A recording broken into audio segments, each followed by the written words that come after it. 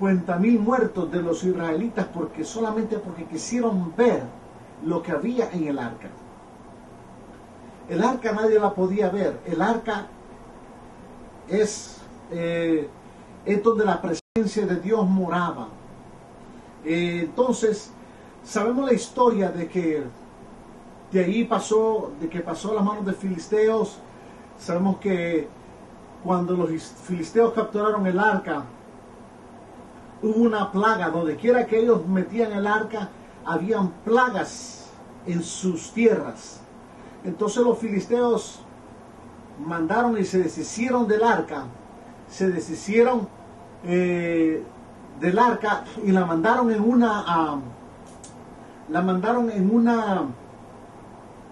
carro nuevo. Lo mandaron en un carro de vacas, y por ahí lo mandaron. Entonces vemos que allí, cuando lo mandaron, David quiso hacer lo mismo, quiso traer el arca en un carro nuevo, la pusieron en un carro nuevo, pero en unas vacas, sobre unas vacas. Y sabemos la historia, que a Dios no le gustó, y sabemos que hubo uno que murió porque quiso detener el arca en Nacor, en el lugar de Nacor, porque el arca se iba a caer. Hubo uno que quiso detener el arca, y por eso murió. Entonces David quedó todo acongojado, y porque quedó todo acongojado, entonces él dijo: pero ¿por qué razón? Y sabemos la historia, que la mandó a la casa de Obededón por 3 meses. Pero durante ese tiempo David estuvo orando: ¿qué vamos a hacer con el arca? ¿Qué vamos a hacer? ¿Cómo la podemos traer? Entonces él se asesoró que por la palabra tenía que ser traída por levitas en sus hombros, tenían que sudar. Para traer la presencia de Dios se tiene que sudar, no es así fácilmente. Entonces vemos que la Biblia dice en varios lugares que el tabernáculo de David o el tabernáculo de Moisés era sombra de lo que existe en los cielos, y es una sombra de la vida, que es Cristo. El tabernáculo de David no es la sombra, es la realidad.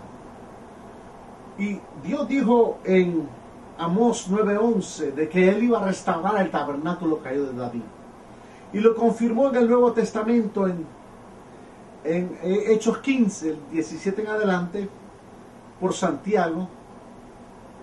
Él viene y cita la cita de Amós 9:11, que en los últimos días restauraría el tabernáculo caído de David ¿y cuál era el propósito? Para que el resto de los hombres, para que los gentiles vengan a Jehová. Quiere decir que el avivamiento que está por acontecer tiene nada más y nada menos que un propósito, y es de que además de adorar a Dios y además de tener su Shekinah, su gloria, su kabod, su gloria, su presencia pesada, además de tener y experimentar su gloria a través de milagros y prodigios, es de que los hombres vengan a los pies de Jesús. Es para que los gentiles vengan a los pies de Jesús. Es para que haya una gran cosecha de almas.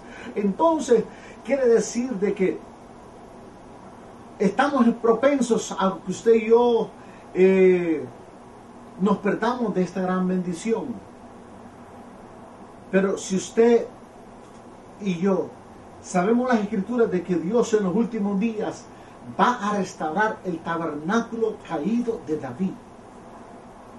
Lo que Dios va a restaurar no va a ser aquella tienda con aquellos palos que David le formó a Dios. Lo que Él va a restaurar Él ya lo está haciendo a través de Jesucristo y a través del cuerpo de Jesucristo que somos nosotros. Quiere decir que es importante que usted y yo sepamos de que Dios va a revelarse y se va a manifestar en un avivamiento como nunca en la historia antes. Como les dije anteriormente, William Seymour fue un moreno que estuvo en el Azusa, fue el promotor que Dios usó, fue el paso que Dios usó para que ese avivamiento viniera a Azusa en Los Ángeles hace 100 años.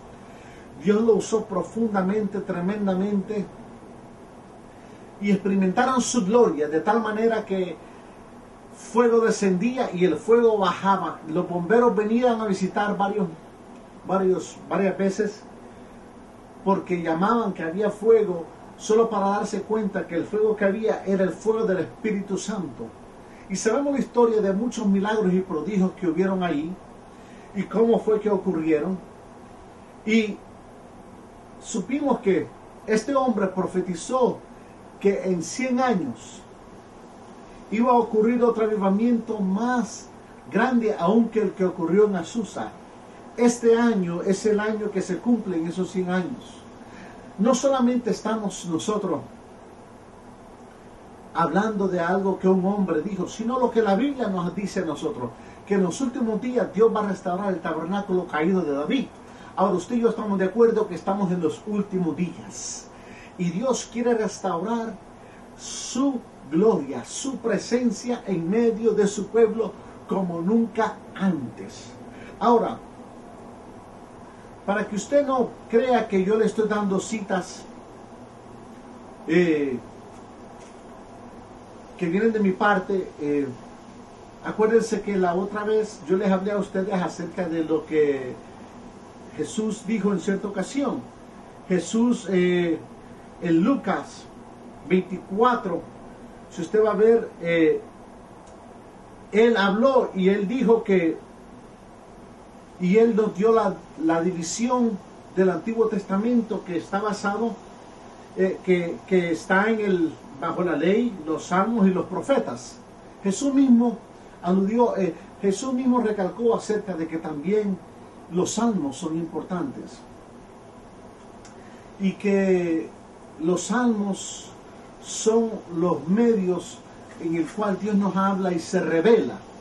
Ahora, David nos habló, Dios nos habló a través de Jesús en Lucas 24, y usted lo puede leer del 31 en adelante, usted lo puede leer del 26 al 45, usted lo puede leer, y en el 31 y en el 32 y en el 45 supimos de que él abrió los ojos, abrió las escrituras a sus discípulos y le abrió su entendimiento. Pero también vimos que ahí dio la división en el 44 de Lucas 24, versículo 44. Ahí él nos habló y nos dividió Antiguo Testamento, que eran la ley, los salmos y los profetas. Él nos dio esa división.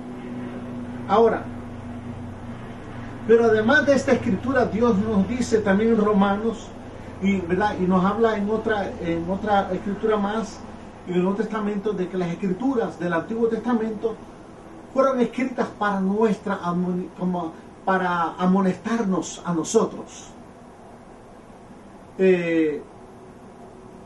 Para eso es que las escrituras, para edificarnos, para amonestarnos. Con ese propósito Dios nos ha hablado a nosotros y nos sigue hablando. Ahora, hay un número de escrituras que hablan además